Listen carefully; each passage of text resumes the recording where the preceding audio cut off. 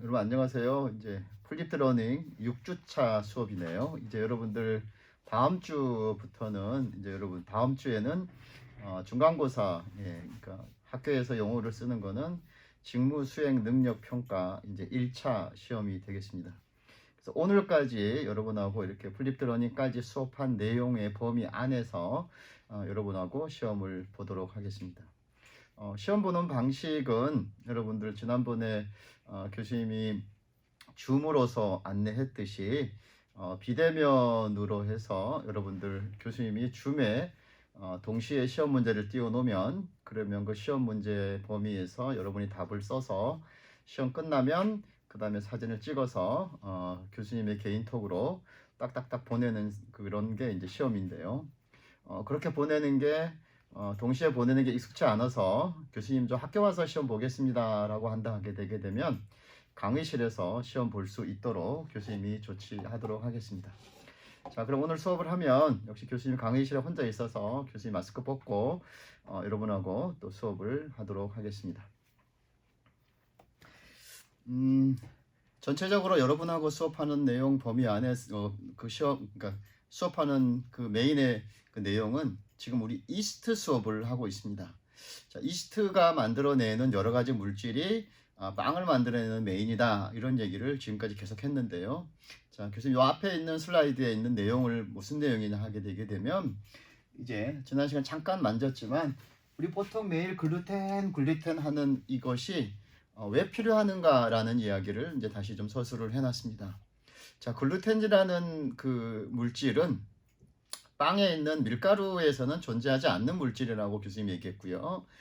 이 글루텐이란 것은 빵 만들 때 반죽을 하게 되게 되면 형성되는 어떤 다른 단백질이죠. 그러면 두 개가 합쳐지기 전에 단백질이 뭐냐라고 했을 때는 이제 교수님이 수업에 얘기했듯이 글루텐이라는 단백질하고 글루아진이라는 단백질 두 개가 반죽을 하면서 이렇게 형성되는 그것을 글루텐이라는 단백질이었고, 자, 단백질이라고 얘기하게 되게 되면 우리는 식품을 전공하는 친구들이니까 조금 더 베이직한 것을 안다 하게 되게 되면 단백질을 형성하고 있는 기본적인 물질의 구성은 어떻게 되느냐라는 것에 대한 조금 궁금증을 가질 필요가 있다고 생각합니다.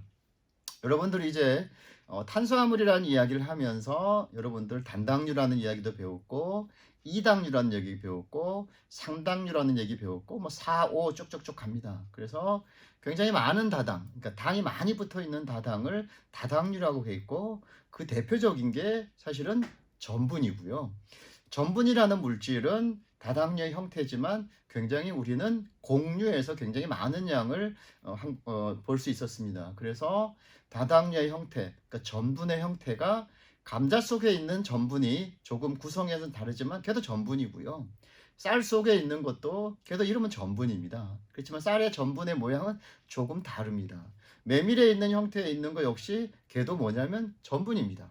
자, 그러면 밀가루 안에 있는 다당류의 형태 걔도 전분인데요. 전분으로 존재합니다. 전분으로 존재하고 그 전분은 영어로 스타치란 말을 쓰죠. 그러면 걔를 역시 마찬가지로 우리는 이제 이스트는 그 안에서 뭘 영양분을 먹고 자라면서 탄산가스하고 물을 만들어내잖아요.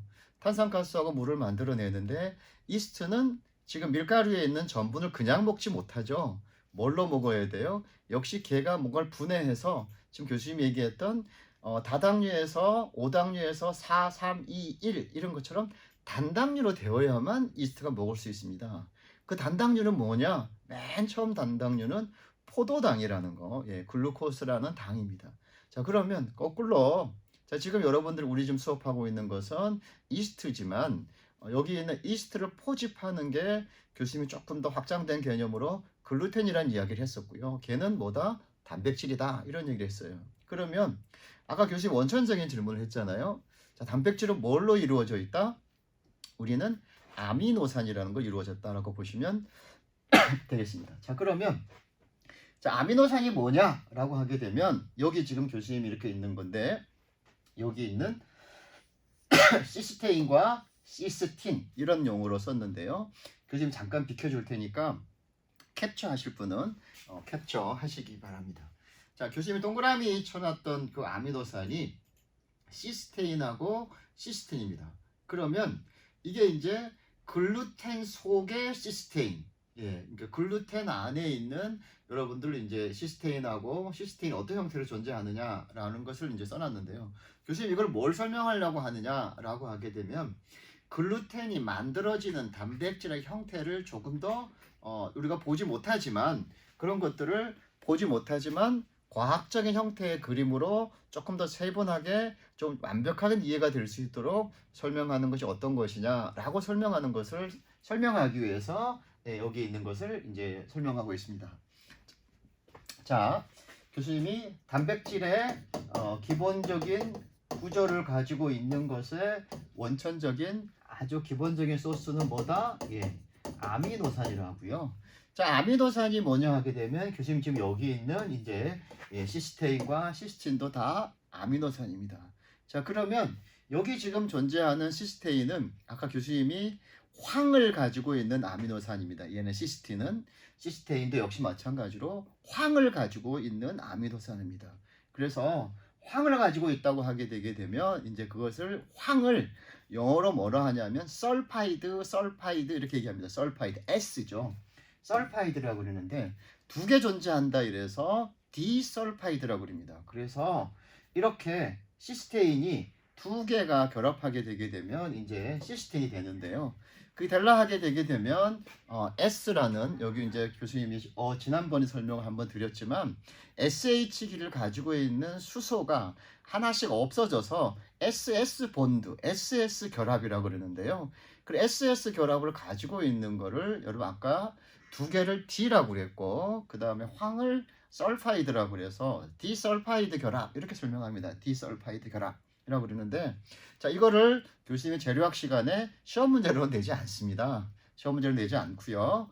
이렇게 디설파이드라는 결합으로 아미노산이 계속적으로 결합을 해 가는구나 라는 것을 이해시키려고 그리고요. 그런 아미노산들이 계속적으로 결합을 해 가면서 전체 큰 덩어리의 단백질 덩어리, 무슨 덩어리를 만든다? 글루텐이라는 단백질을 만들고요. 그 글루텐이라는 단백질을 만들게 되면 오늘 배우는 이스트가 뒷부분에 가게 되게 되면 역시 이스트가 영양원으로서 이렇게 섭취할 때 아까 교수님 말씀드렸지만 전분으로 섭취하지는 않고요. 역시 중간에 있는 올리고당 형태로 섭취하지 않고요. 단당류 형태가 되어야만 섭취할 수 있습니다. 그 당을 먹어서 결국 뭘 만들어낸다? 알코올하고 CO2, 이산화탄소를 만들어낸다. 그걸 만들어낸 게 물 속에 들어가면 술이고요. 빵 속에 들어가면 빵을 부풀리는 역할과 마시는 역할을 하는데 우리가 지금 이 배우는 것은 술을 배우는 게 아니라 여러분 브레드를 배우기 때문에 탄산가스하고 알코올류가 글루텐으로 지어진 집 속에 이렇게 들어가 있게 되게 되면 그러면 우리는 그것을 굉장히 탄산가스는 부풀림에 작용을 하고 알코올류들이 만들어내는 맛있는 맛은 우리가 빵을 만들어낼 때 굉장히 맛있는 맛으로 만들어낼 수 있다라는 게 이제 좀 더 정리된 답이고요. 자, 그러면 교수님 지난 시간 이런 얘기했습니다. 이스트는 뭐 최건표도 인간이지만 인간의 얼굴은 다 다르고 능력도 다 다르잖아요. 역시 이스트도 여러 가지 종류가 있어서 그 이스트가 능력이 다 다르죠. 능력이 다르다는 얘기는 결국은 뭐냐면 당을 먹어서 알코올을 만들어내는 능력도 다 다를 수 있기 때문에 이스트가 여러 가지가 존재하는데 그 이스트를 우리는 좀 더 기능이 우수한 빵 만드는데 기능이 우수한 알코올류 만드는데 기능이 우수한 이스트를 선발해서 그래서 걔를 공장에서 걔만 열심히 키워서 그놈만 꼭꼭 묶어서 그래서 빵 할 때 써라 라고 공장에서 상업용으로 만들어 온 이스트가 생이스트란 놈이었고요. 그 이스트 이름은 뭐였다고요? 사카라마이세스 세레비지에란 이름이었다라고 이제 교수님이 좀 더 정리하면 그렇게 설명할 수 있겠습니다. 자, 그러면 지난 시간 이런 얘기했습니다. 교수님, 글루텐이라는 것이 만들어지게 되게 되면 이제는 이제 이스트가 뭔가 만들어내는 물질을 그 말풍선 같은 풍선 안에다가 이렇게 뭔가 저장해서 우리가 먹을 때 그런 맛있는 맛을 만들어내는 것은 이해할 수 있을 것 같아요 라는 것을 이제 여러분 이해할 거라고 생각합니다. 자, 수업이 끝나면서 뭐라고 얘기했냐 하게 되면 자, 그 이스트가 포집이 되게 되면 그 글루텐이 그냥 존재하지 않고 이제 빵 속에서 굽기 과정으로 들어가잖아요. 2차 발효 과정, 1차 발효 과정, 중간 발효 과정은 교수님이 지금 말한 것처럼 그 말풍선 속에다가 맛있는 놈을 포집할 수도 있고 부풀림을 만들 수도 있죠 라는 것을 이제 그런 설명을 드렸는데, 자, 그러면 이제 빵 굽기의 마지막 공정, 이제 빵 만들기의 마지막 공정인 굽기 공정으로 가게 되게 되면 이제 뭔가 굽는다는 것은 이제 완성된다는 의미도 있지만 이제 그 안에 내용물이 열을 받아서 이제 뭔가 뭐 조금 얘기하면 망가진다라는 좀 다른 그렇고요. 뭔가 틀이 다 바뀌는 형태, 그것을 뭐라고 얘기하냐면 이제 교수님이 변성이라는 이야기를 했어요. 그래서 이 단백질은 변성이 되게 여러 가지 형태로 이루어집니다. 여러분들 두부 만들 때라는 것은요, 두부 안에 칼슘과 마그네슘이 염이기 때문에 그런 것들 이제 염에 의한 뭐 변성 이렇게 표현하기도 하고요. 뭐 산에 의한 변성 이런 이야기도 합니다. 그렇지만 이거는 빵 속에서 오븐에 가게 되면 열에 의해서 변성이 나기 때문에 얘를 뭐라고 하냐면 이제 열변성이라고 얘기하고요. 이 열변성 중에서 단백질이 응고된다고 합니다. 이렇게 고체로 응고된다는 얘기를 합니다.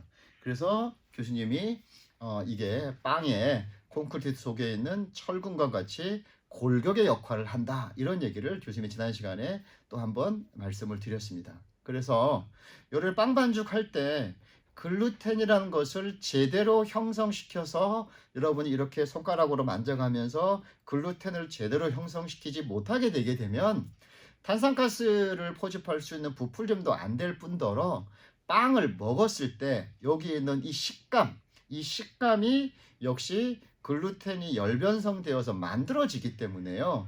교수님이 되게 조금 더 아주 중요한 이야기를 한번 하게 되게 되면요.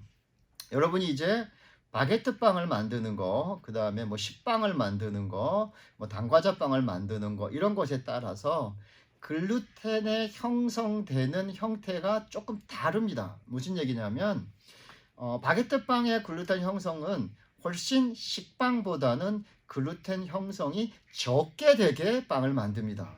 왜 적게 되게 만드냐 하게 되면 너무 걔를 글루텐 형성이 더 완벽하게 시켜서 100% 글루텐 완벽되게 만들게 되게 되면 빵이 질겨집니다. 무슨 얘기냐? 교수님 그랬잖아요. 지금 굽기 과정 중에서 열변성이 돼가지고 이렇게 더 단단해지게 되게 되면 이게 저 글루텐이 이런 풍선과 같은 말풍선 형태가 더 조밀하게 되게 되면 걔가 그대로 열변성으로 굳어지기 때문에 여러분 이게 이제 좀 더 질겨지는 빵을 만들게 됩니다.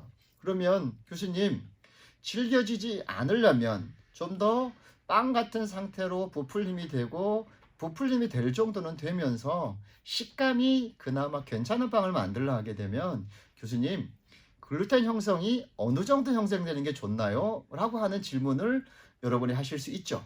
예, 답은 뭐냐면요. 80 내지 90%, 한 80% 정도라고 이야기합니다. 100% 완벽하게 손을 받쳤을 때 아주 투명하게 여기 있는 지문이 보일 정도로 안에 있는 풍선껌처럼 형성되어 있는 글루텐막이 끊어져서 이렇게 찢어지지 않을 정도로 완벽하게 되어 있는 형태보다 조금 덜 형성되어 있는 글루텐의 형태, 그것을 80%라 그러는데요. 그렇게 형성된 것이 여러분 바게트 빵에 되게 좋습니다. 자, 그러면 교수님 하나 질문이 있는데요. 그러면 매번 밀가루마다 거기 있는 글루텐 형성의 80%를 만들어야 되나요? 라고 하는 게 질문이 있을잖아요. 그럼 또 하나는 왜 바게트 빵은 80% 반죽을 먹어야 되나요? 80% 반죽에 글루텐 한 걸 써야 되나요? 라고 하는 궁금증이 있을 수 있죠. 여러분 중에 교수님의 이 이야기를 앞서 빵 만들기에 있는 제과제빵 재료학 처음에 살짝 이야기를 했습니다. 언제? 밀가루를 이야기할 때 살짝 이야기했습니다. 자, 우리 주변에는 대한민국에는 글루텐이 형성이 잘 되는 강력분이 우리 형성의 기후에 지금 대한민국의 기후에는 그 밀이 잘 자라서 글루텐의 단백질의 어떤 함량의 능력을 12% 정도로 글루텐을 만들 수 있는 12% 정도로 밀가루 안에다가 작물이 저장하지 못한다. 그래서 우리는 그 밀가루를 대한민국에서 만들어지는 밀가루를 중력분이다 라고 해서 우리는 강력분이 안 만들어져요. 우리는 강력분을 수확할 수가 없어요. 이런 얘기를 교수님이 이야기했습니다. 그래서 우리나라에서 나는 밀을 여러분들 우리밀이라고 그랬는데요. 우리나라에서 나는 우리밀이라고 그랬는데요. 자, 교수님이 지금 강력분 수업이 아니라 미래 수업이 아니라 이스트 수업인데 이스트가 역시 탄산가스를 포집하는 능력을 설명하느라고 잠깐 교수님이 벗어나서 밀가루 이야기를 지금 하고 있습니다.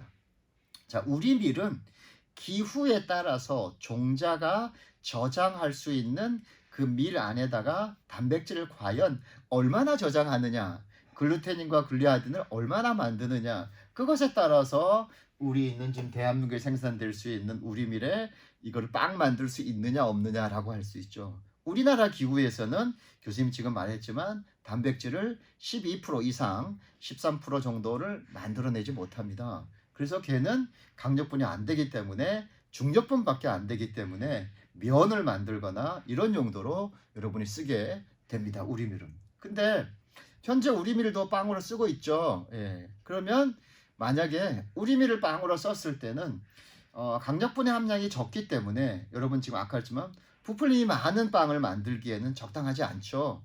그렇지만 부풀림이 많지 않은 빵을 만들 때는 우리 밀이 훨씬 더 우리 주변에 식문화에 더 친근감이 있는 밀이기 때문에 가장 적절하다고 할 수 있죠. 자, 이 얘기는 우리 얘기고요. 자, 그러면 이제 여러분들에게 약간의 프랑스 얘기를 좀 해보게 되게 되면요. 자, 프랑스 밀가루는 교수님 강력분이 12 내지 13% 정도로 많게 저장될 수 있는 기후에 밀이 재배되나요? 라고 하는 게 질문이 될 수 있죠. 그러면 프랑스 사람들은 그 밀을 수확해서 가루를 만들어서 우리가 얘기하는 프랑스 빵을 만들어 가는데 그게 가장 적절한 밀가루인가라는 고민을 할 수 있을 텐데, 자, 그러면 답은 나와 있습니다. 우리는 지금 캐나다산 밀가루, 미국산 밀가루, 글루텐의 함량이 12 내지 13% 이상 되는 함량이 될 정도로 글루텐이 많은 형성될 수 있는 단백질을 가지고 있는 밀가루로 우린 지금 빵 만드는 재료로 강력분을 사용하고 있습니다. 그 밀가루 회사에서 CJ가 오든 곰표가 오든 여러분 여러 가지 회사들이 나오는 밀가루가 미국이나 캐나다에서 빵용, 피자용, 빵용 밀가루를 회사에서 만들어서 우리는 지금 쓰고 있습니다. 근데 프랑스 밀가루는 그러면 교수님 프랑스 밀가루는 미국이나 저쪽에 있는 캐나다처럼 많은 함량을 가지고 있어요? 라고 물어볼 수 있는데 사실은 그렇지 않습니다. 그래서 강력분하고 중력분 사이에 있는 중강력분이라는 형태로 단백질을 그 밀 속에 가지고 있기 때문에 결국은 프랑스 밀가루를 빻게 되게 되면 강력분하고 중력분 중간에 있는 준강력분의 형태로 가지고 있기 때문에 걔를 가지고 빵 반죽을 다 치게 되게 되면 글루텐 형성이 돼도 역시 100% 글루텐 형성이 되지 않고요. 왜? 단백질이 그 정도 부족하기 때문에 글루텐 형성을 할 수 있는 단백질이 부족하기 때문에 정상적이라고 좀 그렇지만 많은 단백질을 가지고 있는 빵 반죽보다는 다소 글루텐 형성이 좀 덜 돼 있는 형태로 여러분들 글루텐이 만들어지겠죠. 그래서 그럼 대한민국에서 우리는 프랑스하고 비슷한 식감을 가질 수 있는 여러분 식사빵이나 이런 것들을 만들 때는 지금 교수님 말했지만 반죽을 좀 덜 해서 80% 형태로 만들든가 아니면 그 안에다가 프랑스 밀가루를 써서 아예 빵을 만들거나 이러한 요령이 필요하겠죠. 자, 그러면 이제 그거는 충분히 했어요. 교수님, 이스트에 대한 조금 더 공부를 하고 싶어요. 라고 이제 여러분이 요구사항이 있다고 생각하고 교수님이 이제 이스트 얘기를 좀 더 수업 시간에 해보겠습니다. 자, 그러면 다시 이스트는 뭔가 만들어내서 교수님 지금 얘기했지만 말풍선 같은 그런 풍선에 있는 글루텐 속에다가 콕콕콕 집어넣어서 빵 맛을 낸다고 했는데 이제 그놈입니다. 그래서 교수님 지금 이제 설명을 하게 되게 되면 이제 그걸 만들어내는 것은 여러분 있지만 여기 있는 효모다라고 했고요. 자, 그 다음에 여기 있는 이 술에 있는 효모 역시 마찬가지로 얘는 같은 놈입니다. 이름이 뭐냐? 교수님 지난번에 했지만 여기 있는 사카라마이세스 세레비지에 이렇게라고 하는데요. 자, 이놈은 교수님이 시험 문제에 낼 수 있는 문제죠. 왜냐하면 단답형으로 시험 내기 되게 좋은 시험입니다. 문제죠. 자, 그 다음에 우리는 이스트를 처음에 요만큼 몇 그램 넣어요? 이스트를 40g에서 20g에서 40g 사이로 넣잖아요. 그럼 이스트가 20g 안에 있는 이 양을 가지고 요만큼이라고 생각하게 되면 얘는 발효시키면서 1차 발효시키면서 중간 발효시키면서 2차 발효시키면서 얘는 증식을 하면 양이 점점점 늘어나는 거죠. 이렇게 양의 양이라고 하지만 셀이라고 그러는데요. 마리수가 점점점점 늘어납니다. 마리수가 점점점점 늘어나는데 그러면 그 늘어날 때 형태가 어떻게 늘어나느냐 하는 게 여기 있는 이 출하양 효모라고 그럽니다. 어떻게 늘어나느냐 이렇게 해서 여기 혹이 나가지고 얘가 이렇게 커가지고 얘가 딱 잘라져서 이렇게 해서 되는데 이 형태가 뭐라고 하느냐 여러분 이렇게 출하 이게 싹이 나는 것처럼 돼 있다고 그래서 출하형으로 해가지고 효모가 증식 서로 번식을 해서 점점점 양이 많아진다라는 거고요. 이렇게 해서 양이 많아지게 되게 되면 주변에 있는 지금 교수님 얘기했지만 여기 있는 단당류에 있는 당을 먹어야 되고요. 당을 먹어가지고 뭘 만들어요? 교수님 이산화탄소인 여러분 이제 이런 알코올을 만든다고 그랬고요. 빵 만들 쪽에는 사실은 이거하고 이거가 알코올은 좀 더 만들어내고 CO2를 많이 나는 형태 이런 발효를 여러분 뭐라고 한다 그랬냐면 산소를 많이 필요하다 하라 그래서 고기적 발효라고 그랬고요. 산소가 많이 필요 없는 물속에다 갖다 집어넣게 되게 되면 탄산가스를 만들어내는 것보다 탄산가스하고 사실은 물을 만들어내는데요. 탄산가스하고 물을 만들어내는 것보다 알코올 발효로 가는 쪽으로 되게 많이 이 대사가 이루어집니다. 다시 여러분 좀 어렵지만 대사란 것은 이스트가 계속 당을 먹고 만들어내는 형태를 대사라 그러는데요. 그게 산소가 많게 되게 되면 이스트는 뭘 만든다? 탄산가스하고 물을 만든다. 이스트가 자라는데 이스트가 증식을 하는데 산소가 좀 부족한 현기적 발효라고 그러는데요. 산소가 부족한 현기적 발효가 되게 되면 뭘 많이 만든다? 알코올을 많이 만든다. 얘는 같은 놈이다 라고 하는 게 교수님 지금 이 슬라이드에서 설명하고 싶은 영상입니다. 자 그러면 이게 설명도 됐어요. 자 그러면 교수님 이제 이걸 캡처 좀 하시면 좋겠습니다. 자 빵 효모 종류 그 다음에 생이스트 그 다음에 액티브 드라이 이스트 인스턴트 드라이 이스트라는 게 이제 드라이스가 이렇게 세 개로 형태로 우리가 관리하기 편한 형태로 이렇게 나오고 있습니다. 자 그러면 교수님 이스트를 우리는 지금 쓰고 있는 게 생이스트 많이 쓰고 있고요. 그 다음에 이제 드라이 이스트라고 쓰고 있는 형태의 공식적인 이름은 인스턴트 드라이 이스트입니다. 수분에 더 적게 이렇게 가지고 있는데요. 그러면 교수님 그것이 편리성에 의해서도 구분이 될 수도 있지만 또 제품을 만드는 형태에 따라서도 생이스트나 여러분 인스턴트 드라이 이스트 쓰는 게 좀 이렇게 구분이 될 수 있습니다. 자, 요놈 되게 이제 시험 보기 되게 좋은 형태가 되겠습니다.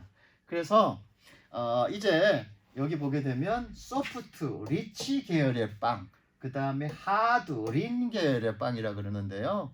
좀 딱딱한 빵 형태를 하드 계열의 빵이라고 그러고요. 하드 계열의 빵이 뭐 하드롤, 그 다음에 여러분들 지금 얘기하는 뭐 깜빠뉴, 그 다음에 얘기하는 바게트 다 역시 마찬가지로 중급제빵 시간에 만드는 많은 종류 제품들이 하드 계열의 빵들입니다. 자, 그 다음에 하드 계열의 빵들은 주식으로 일어나는 빵이기 때문에 설탕의 함량이 아주 없거나 아주 적게 들어있는 형태입니다. 그런 것들을 하드, 그 다음에 린이라는 걸 써서 저당형 빵을 하드 계열 린 계열이라고 그리고요. 그 다음에 설탕이 많이 들어가고 버터가 많이 들어가게 되면 풍부하다 이래서 리치라고 하고 좀 부드럽다 그래서 소프트 이렇게 합니다. 그래서 소프트하고 리치 계열의 빵 종류들이 나눠지고요. 하드하고 린 계열의 빵들로 나눠집니다. 그러면 이때 하드 계열, 하드하고 린 계열의 빵은 무슨 이스트가 좋을까? 그 다음에 소프트하고 리치 계열은 어느 이스트가 좋을까라고 하는 게 여러분의 뭐 시험 볼 때 교수님이 좀 내고 싶은 문제이기도 하고요. 자 그렇게 해서 드라이 이스트와 인스턴트 드라이 이스트, 생이스트를 구별하게 선별해서 쓰면 빵 만드는 좋은 정보의 지식이 될 수가 있습니다. 만약에 생이스트를 써서 수분이 많은 이스트를 써야 할 반죽 중에서 근데 생이스트를 적절하게 많이 수분이 있는데 2주마다 한 번씩 공급받기 어렵다 하게 되게 되면 할 수 없이 드라이이스트를 써야겠죠. 그렇지만 생이스트도 공급될 수 있고 드라이이스트도 공급될 수 있다 하게 되면 빵을 만드는 특성에 따라서 생이스트 쓰는 반죽과 드라이이스트 쓰는 반죽을 좀 구분해 주면 좋겠다라는 게 지금 여기 있는 수업의 내용입니다. 자, 그러면 답은 이렇습니다. 소프트와 리치 계열의 식빵의 빵을 사용할 때는 이 드라이이스트가 아닌 여기 있는 생이스트를 써라 라는 이야기가 되겠고요.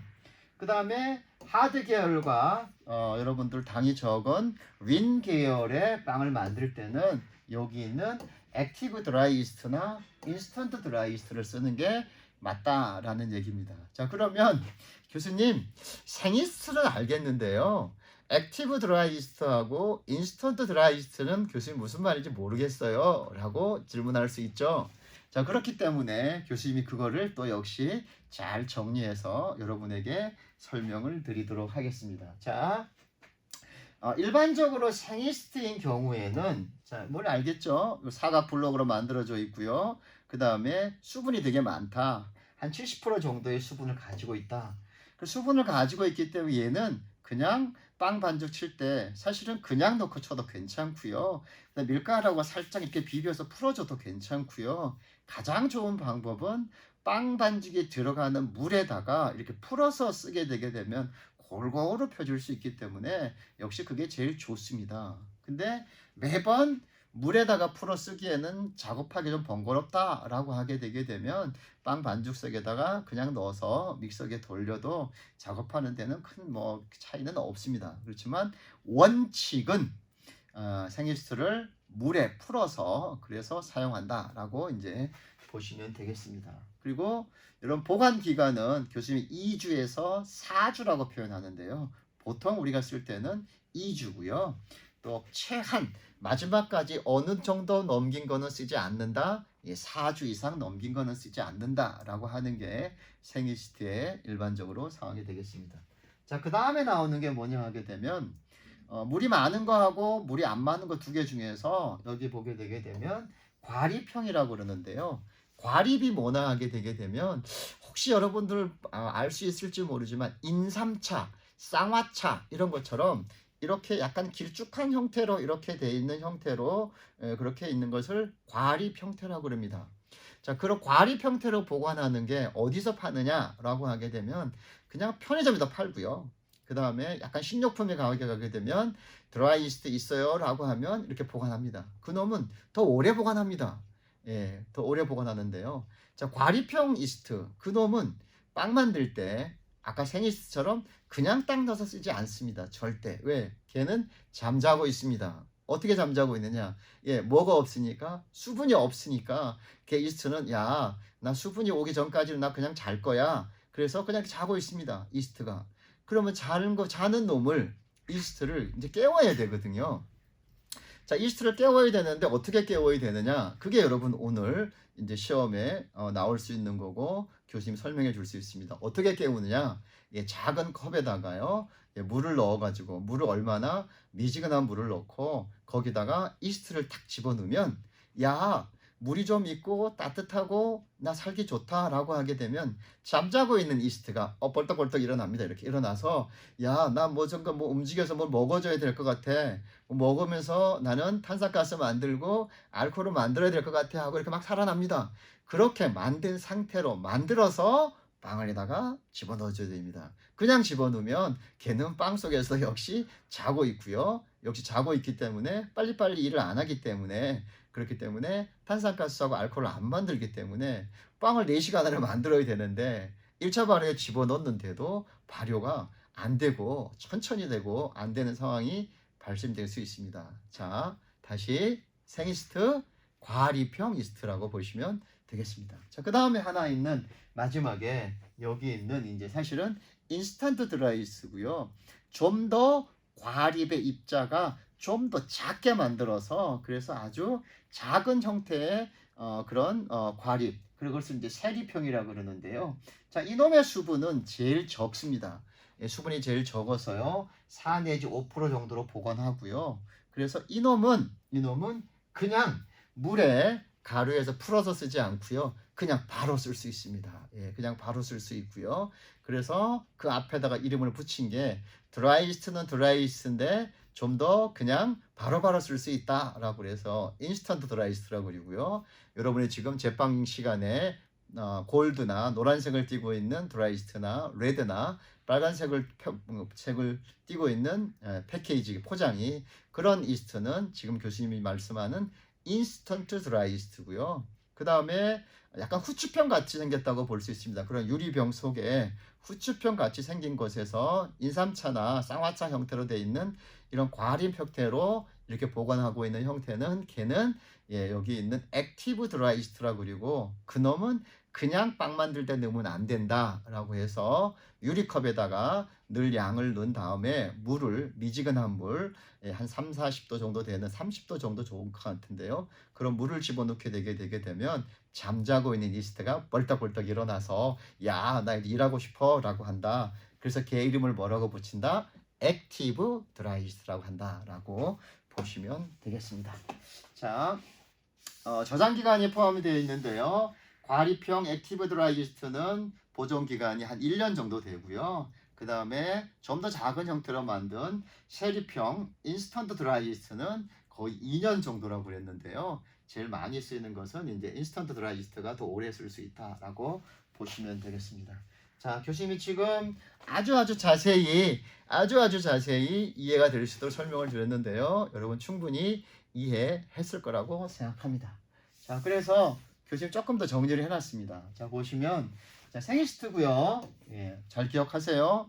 이번에 시험 문제에 꼭 나올 수 있는 문제입니다. 자, 범용성이 높아서 여러 가지 다양하게 쓸 수 있다는 얘기입니다. 그래서 지금 사실은 인스턴트 드라이이스트가 없으면 하드 계열, 린 계열의 빵에도 생이스트 쓰고요. 그 다음에 리치 계열, 소프트 계열에 있는 그런 형태에도 생이스트가 쓰다. 활동 범위가 좀 넓다. 이런 것을 이제 범용성이 높아서 세계적으로 가장 많이 쓰고 있다라고 여러분 설명할 수 있습니다.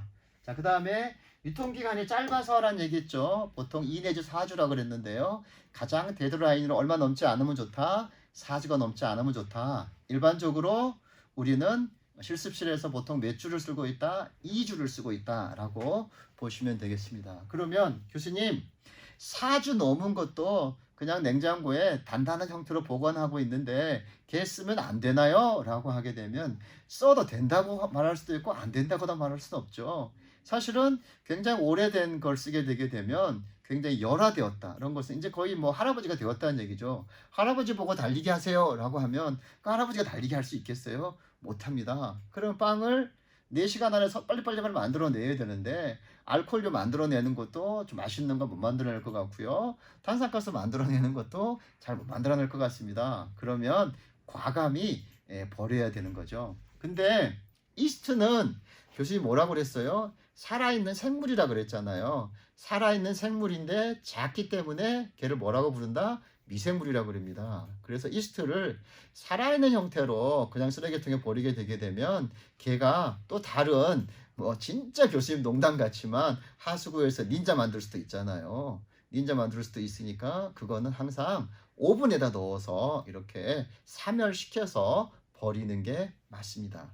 자, 반죽을 만들었는데 소금, 설탕 잘못 넣어서 반죽이 망가진 경우도 있을 수도 있고요. 자, 반죽을 만들었는데 글루텐 형성이 잘못돼서 반죽이 망가질 수도 있습니다. 그렇지만 빵 만들 때는 항상 쓰레기통에 버릴 때 이스트가 들어간 반죽은 항상 오븐에 넣어서 구워서 쓰레기통에 버리는 습관 꼭 지켜주기 바랍니다.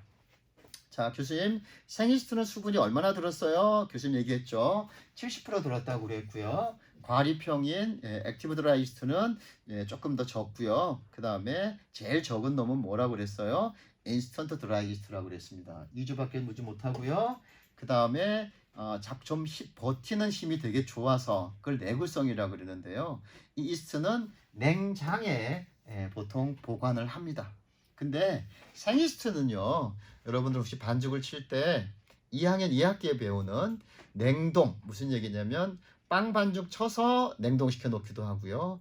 빵 반죽 쳐서 1차 발효를 해서 덩어리 형태로 냉동고에 넣어 놓기도 하고요. 빵 반죽 쳐서 1차 발효 시켜서 그 다음에 분할을 해서 여러분들 분할해서 성형을 해서 그것을 냉동고에 보관하고 있다가 나중에 완제품 만드는 형태로 갈 수도 있습니다. 자, 그런 형태를 냉동 반죽으로 보관하고 있다. 그래서 여러분 이제 우리는 보통 이렇게 해서 냉동이란 말을 이렇게 해서 생지란 말을 씁니다. 냉동생지, 냉동생지 쓰는데요. 이 냉동생지는 일본식 표현에서 한자를 그대로 읽게 되게 되면 냉동생지라고 그러는데요. 아직 그러니까 이스트가 살아있는 형태의 반죽을 냉동생죽이라고 그러는데 우리는 그냥 조금 치면 얘를 냉동 반죽이라고 하는 게 이제 적절한 표현일 것 같습니다. 냉동 반죽을 만들어서 보관하고 있다가 적절할 때 많이 이제 팔리는 양에 따라서 그걸 해동시켜서 아니면 내가 이동해서 본점에서 굉장히 많은 양의 냉동생지를 만들어서 역시 냉동생지 만들 때 교수님 아까 뭐라고 그랬어요? 반죽해서 딱딱한 상태로 그냥 갈 수도 있고요. 반죽해서 1차 발효시킨 상태로 덩어리로 갈 수도 있고요. 반죽해서 1차 발효시켜서 분할해서 성형해서 가는 형태로 갈 수도 있습니다. 마지막까지 거친 거는 성형해서 가면 그 현장에서 2차 발효만 하고 토핑물만 얹어서 구울 수 있는 그런 형태가 될 수 있겠죠. 자, 그러면 교수님, 냉동생지를 만드는 반죽에는 어떤 이스트를 쓰면 좋을까요? 라고 하는 게 여러분 질문사항이 될 수 있죠. 자, 그러면 냉동생지는 반죽을 해서 얼리니까 냉동되어도 이스트가 활발하게 활동할 수 있는, 잘 죽지 않고 활발하게 활동할 수 있는 이스트를 좀 좋잖아요 라는 게 답이 될 수 있죠. 그러면 자, 답이죠. 교수님, 냉동 반죽의 적당한 이스트는 뭐다? 인스턴트 드라이 이스트, 과립형 액티브 드라이 이스트, 생이스트 이렇게 되면 답은 뭐가 되겠어요? 마지막에 있는 생이스트입니다. 그래서 생이스트에 이용 어떤 그런 게가 되게 많기 때문에 냉동 반죽에 적당한 냉동 반죽에도 쓸 수 있다라는 게 여러분들 오늘 교수님이 얘기하는 거고요. 또 하나는 아까 교수님이 빵을 만들게 되게 되면 설탕이나 버터가 많이 들어가는 소프트, 그 다음에 풍부하다 리치 계열의 빵이라고 그랬습니다. 자, 그 다음에 설탕이 적게 들어간 반죽은 하드, 린 계열의 빵이라고 그랬습니다. 우리는 간식을 대로 많이 하기 때문에 소프트, 리치 계열의 빵을 되게 많이 있고 지금 베이커리 카페에서도 많이 쓰고 빵집에서 많이 씁니다. 자, 그러면 소프트하고 리치 계열의 빵을 만들 때는 인스턴트 드라이 이스트가 좋아요? 아니면 생이스트가 좋아요? 라고 하는 게 이게 지금 교수님이 여러분한테 질문을 던질 수 있는 거죠. 지금까지 계속 이야기했지만 소프트 계열, 그 다음에 설탕 버터가 많이 들어가는 리치 계열 같은 말입니다. 자, 그런 계열에서는 여기 있는 설탕이 많이 들어간 반죽은 이제 여러분들 뒷부분 하나 나오는데요. 설탕을 분해해서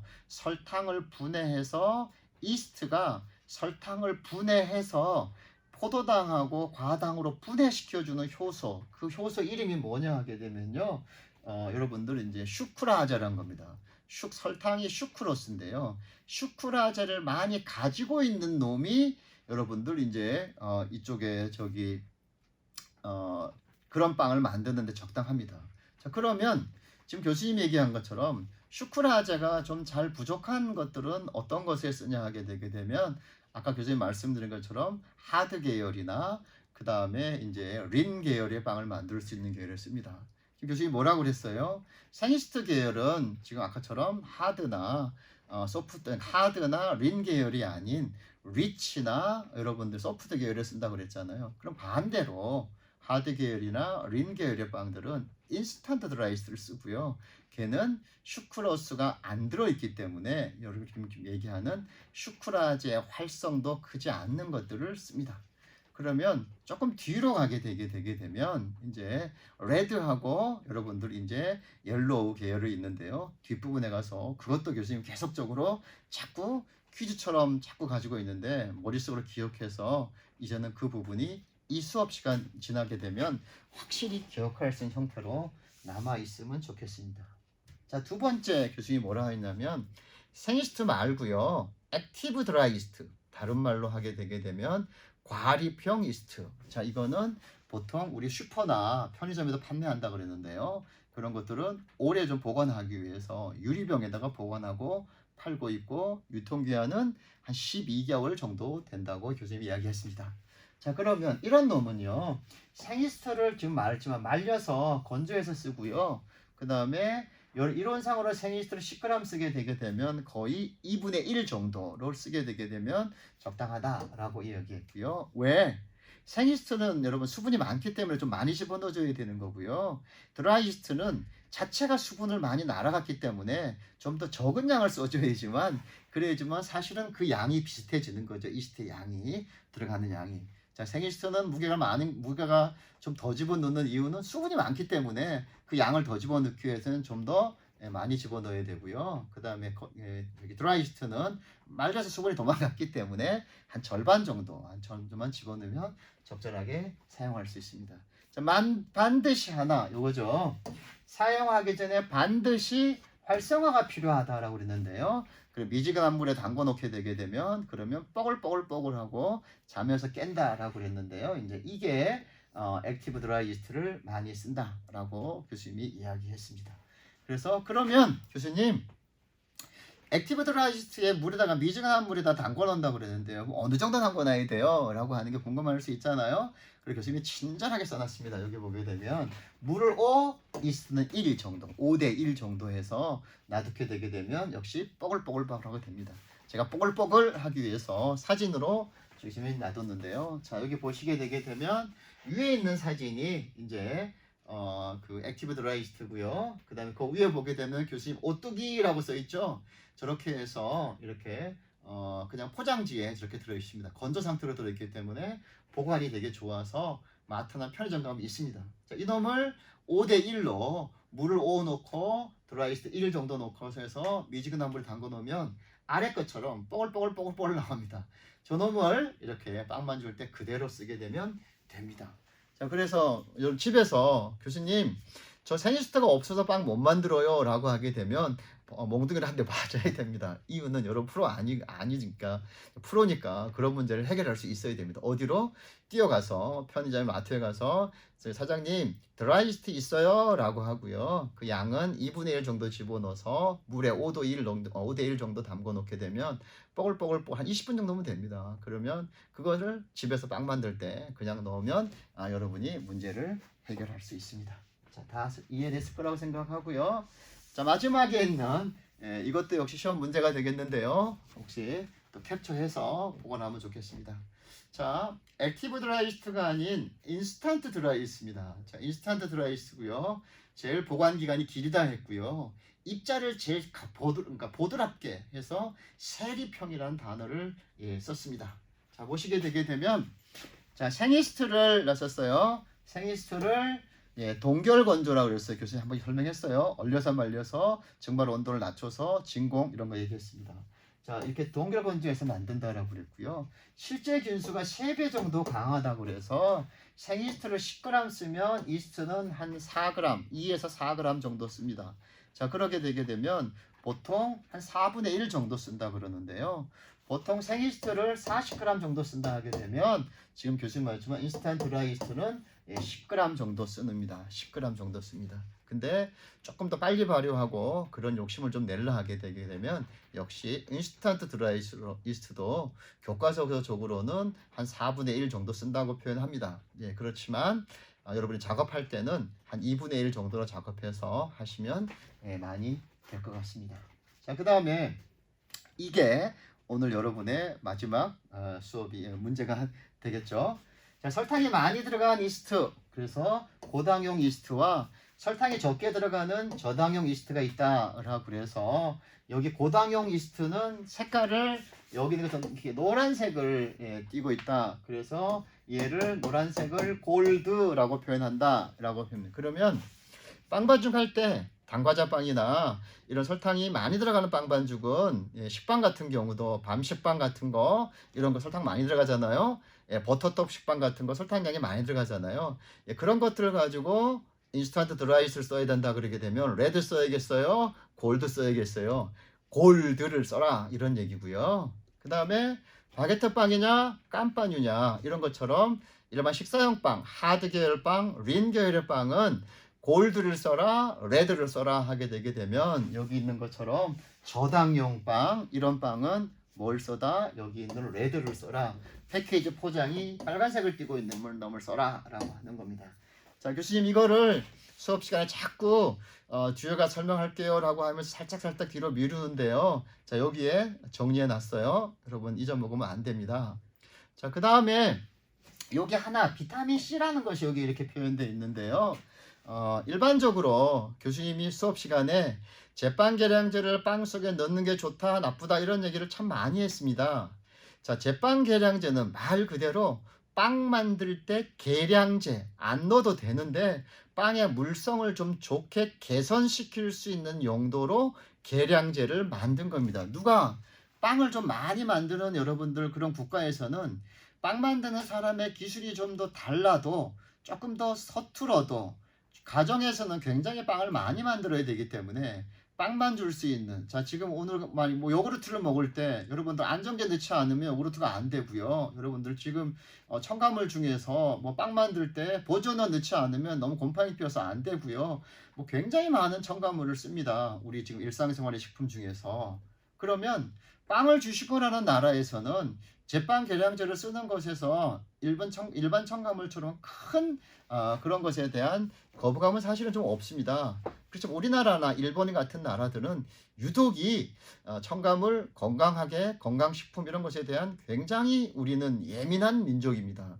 그 예민한 민족이라는 것은 빵 만들 때 제빵 계량제 사용에 대해서 여러분은 경제적인 행위를 할 때 일반적으로 써도 많이 쓰는 첨가물이긴 하지만 쓰는 것에 대해서 조금 더 주의를 이렇게 할 필요는 있다라고 보시면 되겠습니다. 자, 그러면 교수님 제빵 계량제에 있는 많은 성분들 중에서요 빵의 물성을 시킬 수 있는 성분이 가장 근접할 수 있는 좀 좋은 첨가물은 뭐예요? 라고 하는 게 이제 교수님이 이야기하고 싶은 거고요. 그거를 뭐냐라고 하게 되면 여기 있는 이제 비타민 C입니다.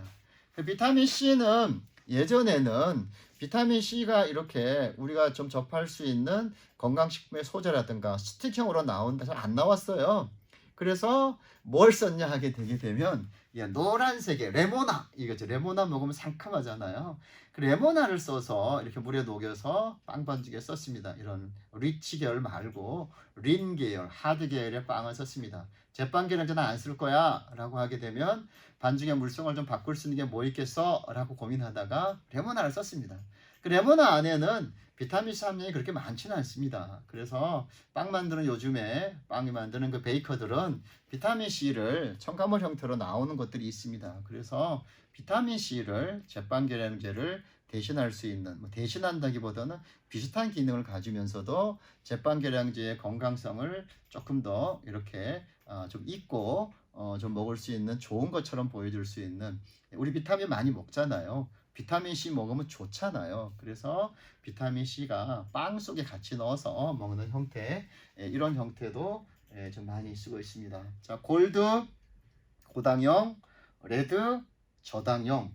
그 다음 회사 이름은 르샤프샤. 그래서 여기 보면 르라는 것은 프랑스 말로 영어의 더처럼 접두사고요. 그래서 르샤프샤, 샤프샤라고 하는 게 더 같은 말입니다. 샤프샤, 르샤프샤. 그 다음에 골드와 레드, 그 다음에 골드는 고당, 그 다음에 레드는 저당. 이렇게 해서 여러분들이 알고 있으면 재료상이나 물건을 구매하고 이럴 때 이런 용어들이 그냥 다른 사람하고 대화하는 용도로 쓸 때 그때 상대방이 쓰는 말을 같이 쓰게 되게 되면 여러분이 굉장히 이렇게 대화하는 커뮤니케이션에 굉장히 좋은 용어가 될 수 있죠. 뭐 그런 거 있잖아요. 뭐 빵 속에 쓰는 그런 인스턴트 이스트 있잖아요. 그러면 그 사람이 무슨 색을 줘요? 이렇게 되게 되면 무슨 색이 뭐예요? 같은 색이죠. 뭐 이렇게 생각하면은 대화가 안 되겠죠. 나는 빵을 만들 때 고당형을 만든다 하게 되면 주문할 때부터 우리 골드 주세요 라고 얘기를 해야 되고요. 저당형 빵을 만들 때는 주문할 때부터 나 레드 주세요 라고 해야 됩니다. 근데 사실 우리 제과제빵 실습실에서 여러분 혹시 패키지 상태로 있을 때는 골드레드가 존재하지만 박스에 포장되어 있을 때는 골드레드가 잘 안 돼 있어서요. 여러분들이 지금 만약에 실습할 때 이런 실수를 합니다. 교수님, 인스턴트 드라이스를 제대로 넣었는데요, 빵 발효가 안 돼요 라고 하는 사람들이 간혹 가다가 이제 그런 작업하는 것에 대해서 교수님한테 그런 질문을 하는 친구들이 있는데요. 여러분들이 인스턴트 드라이스를 보관을 잘못하기 때문에 골드와 레드를 제대로 적절하게 표현을 해줘야 되는데 그런 표현을 하지 않고 그냥 라게탕을 보관하고 있게 되게 되면 안 된다라고 하는 얘기를 교수님이 다시 정리를 합니다. 자, 여기 보게 되면 이제 거의 마무리 단계인데요. 요것만 하겠습니다. 자, 여기 뭐라고 써있냐면 이스트는 단맛의 킬러라고 했는데요. 교수님 사실은 지금까지 이게 다 했어요. 자, 이스트는 뭘로 단당류의 형태로 돼 있는 것만 먹는다. 단당류로 돼 있는 것만 먹어서 뭘 만든다? 걔네가 뱃속에서 뭐 뱃속이라고 하지만 대사를 하면서 탄산가스하고 물을 만들거나 알코올을 만든다. 탄산가스하고 알코올을 만든다 라고 하는 것이 정답입니다. 자, 그러면 교수님, 저당형으로 쓸 수 있는 설탕을 넣지 않는 배합에서는 이스트가 뭘 먹고 자라나요? 라고 하는 게 궁금할 수 있잖아요. 이제 그 얘기입니다. 자, 이스트는 뭐의 킬러다? 당의 킬러입니다. 자, 그러면 저당용에서는 설탕을 넣지 않았기 때문에 이스트가 탄산가스와 알코올을 못 만들어내는 게 맞잖아요. 근데 자연은 신기하게도 만들어냅니다. 어떻게 만들어내냐 하게 되게 되면 이제 하나만 중요하게 생각하는 거 시험 문제에 나올 수 있습니다. 자, 손상전분이라는 건데요. 손상, 말 그대로 손상됐다. 전분은 어디에 존재한다? 밀가루 안에 존재한다. 근데 걔가 어떻게 존재한다? 손상되었다. 그럼 왜 손상되었느냐라고 할 수 있죠. 밀가루를 빻는 과정 중에 분쇄하는 과정 중에 롤에서 망가져서 전분이 결합되어 있는 형태로 존재하지 않고 떨어져 있는 정도로 존재합니다. 그 떨어져 있는 존재하는 그런 전분은 효소 안에 있는 그 손상 전분을 분해시킬 수 있는 효소가 효모한테도 들어 있습니다. 그래서 걔를 분해해 가지고 뭘 만드냐면요, 포도당 2개가 붙어 있는 말토스를 만듭니다. 자, 그러면 효모 안에서 역시 말토스를 분해하는 말타제라는 놈을 만들어서 뭘 만드느냐, 그 말토스는 포도당 2개가 붙어 있는 이당류입니다. 그래서 뭘 만드느냐, 포도당을 만들어요. 포도당 2개를 만들어요. 그러면 그거 누가 먹느냐? 이스트가 먹어요. 이스트가 먹어서 뭘 만드느냐? 탄산가스하고 물을 만들어냅니다. 그 다음에 혐기적 발효인 탄산가스하고 알코올도 만들어냅니다. 그게 빵 속에서 쓰여지는 겁니다. 자, 손상전분 기억하세요. 이제 그 얘기를 교수님이 여기다가 써놨습니다. 다시 캡처해서 잘 쓰면 좋겠습니다. 자, 교수님 이거 시험 문제 꼭 냅니다. 단당류인 포도당, 과당, 설탕 뭐 이런 얘기 쭉 써 있고요. 영양원을 섭취한다 써 있고요. 설탕이 첨가되지 않는 반죽, 설탕이 첨가된 반죽 이런 얘기를 이제 교수님이 쭉 써 있는데요. 자, 오른쪽에 보면 이스트는 뭐 포도당과 과당을 듬뿍 먹고 그것을 알코올로 발효시켜서 에너지에서 탄산가스와 알코올을 생성한다. 예, 당질은 이스트의 영양원이다. 이런 얘기 써 있고요. 요 안에 있는 노란색, 여러분 초록색 꼭 기억해서 여러분 시험 잘 보시기 바라겠습니다. 자, 오늘 교수님이 조금 아주 차근차근하게 여러분 설명을 잘 했는데요. 자, 시험 전이기 때문에 교수님이 조금 어려운 얘기도 썼지만 오늘 수업을 여러분이 다시 되돌려보기 꼭 한번 다시 더해서 노트에 적어가면서 이렇게 적어가면서 정리를 해가면서 꼭 공부를 하게 되게 되면 이제 이스트 가지고 고민 안 할 것 같고요. 그 다음에 이게 해결되면 교수님 이 문제를 충분히 이해하게 되게 되면 여러분 이제 중간의 종, 그래서 빵 만들 때 중간의 종, 그래서 중간의 씨앗, 이래서 걔를 뭐라고 그랬어요? 교수님이 중종이라고 그랬죠. 중종이고 여러분이 폴리시 반직 어제 밤에 만들어 놓잖아요. 그러니까 오늘 쓰잖아요. 그리고 그건 역시 마찬가지로 중간에 만들어 놨기 때문에 걔는 무슨 법이라고 그래요? 중종법이라고 그랬고요. 그놈 충분히 이해할 수 있고요. 그 다음에 여러분들 이제 빵 만들 때 호밀가루 가지고 물 조금 넣어서 이렇게 놓으면 그게 뭐가 되냐면 식초같이 시큼시큼한 게 만들어집니다. 그 시큼시큼하게 만들어 그래서 걔 이름을 샤워, SOUR, 신맛이 난다고 그래서 샤워종이라고 그러는데요. 그 샤워종을 만들어서 역시 빵으로 가게 되게 되면 만들 수 있습니다. 그런 빵들은 이제 여러분들 독일에서 되게 많이 씁니다. 호밀가루를 많이 이용하는 반죽에서는 되게 많이 쓰는데요. 여러분들 이제 앞으로 다양한 국가의 빵들을 만들 수 있는 형태의 기술을 가지고 있어야죠. 소비자들은 그런 능력을 가진 사람들에게 빵 사러 오는 게 행복하고 그런 사람이 있는 데서 빵집에서 빵을 살 때 만족도를 팍팍 느끼기 때문에 기술이 없는 사람이 베이커리를 하는 것은 적절하지 않습니다. 앞으로 여러분이 보상받고 여러분의 능력을 인정받을 수 있는 시대가 금방금방 올 거라고 생각하고요. 공부를 좀 깊이 해 두는 게 대학에서 조금 더 좀 더 들어가 봐서 기억하고 정리해서 놓는 게 그리고 나중에 훌륭한 베이커가 될 거라고 교수님 확신합니다. 자, 그러면 이제 수업을 마치도록 하겠습니다. 자, 다시 프리트 러닝 여러분들 6주차 끝났고요. 다음 주에 7주차는 시험으로 보겠습니다. 자, 시험에 대한 요점 정리 교수님이 다시 카톡에다가 살짝 좀 시험 보기 전에 늦게 여러분한테 올리겠습니다. 화요일 날 시험 봐야 되니까요. 월요일 날 아마 저녁에 늦게 올릴 것 같은데요. 평상시에 주말에 공부 좀 해뒀다가 나중에 교수님이 올려주는 거 그런 거 오게 되게 되면 그러면 공부 빨리 조금 해서 시험 볼 때 100점 맞을 수 있기를 바라겠습니다. 자, 그러면 안녕히 계십시오.